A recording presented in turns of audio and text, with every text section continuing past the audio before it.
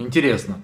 Прошлой осенью я записал видео про безвизовый въезд и, в общем-то, постебал президента Украины, потому что это было его четвертое, по-моему, или пятое обещание безвизового въезда. Но он сказал тогда, что в мае уже у нас не будет возможности как-то там съехать с этой темы. Мы получим безвизовый въезд. Ну, понятно, что май наступил.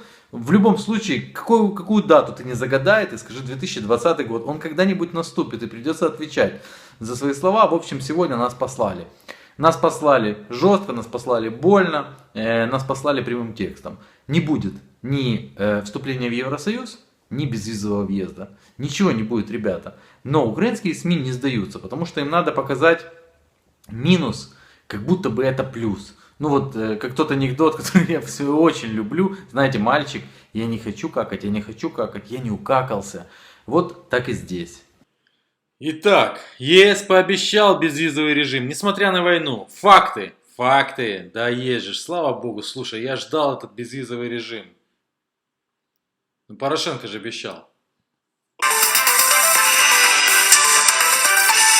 Поки ж Єврокомісія не бачить готовності України до запровадження безвізового режиму, так напередодні заявив керівник директорату Єврокомісії з питань сусідства Крістіан Денєєсон на конференції громадянського суспільства у Ризі.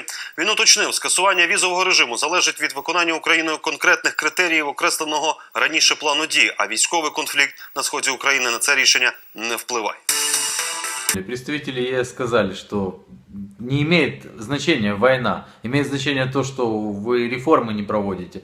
А здесь же подано, что Евросоюз пообещал, ну и вы видели заголовок. Все, что сейчас происходит, похоже на, знаете, когда шелудивого кота выбросил в дверь, а он в окно лезет, в форточку пытается пробраться. И вот сегодня представители общественных организаций подали условную заявку на вступление в ЕС.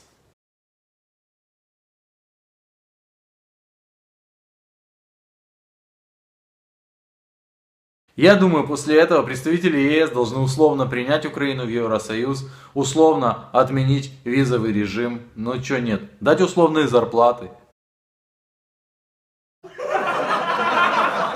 И видно, что европейцы с каждым днем все больше и больше уважают нас.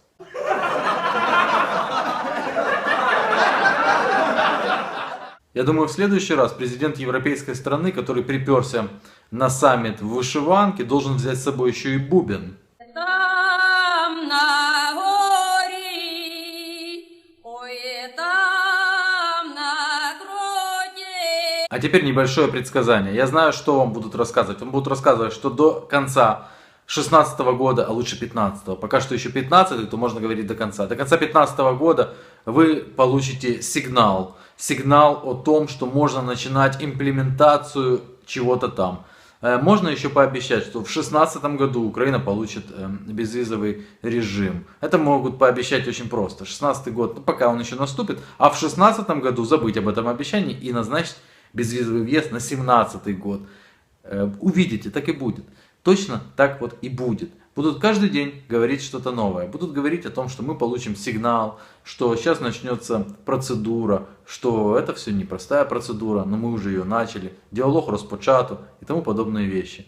Вы еще продолжаете верить? Тогда они идут к вам.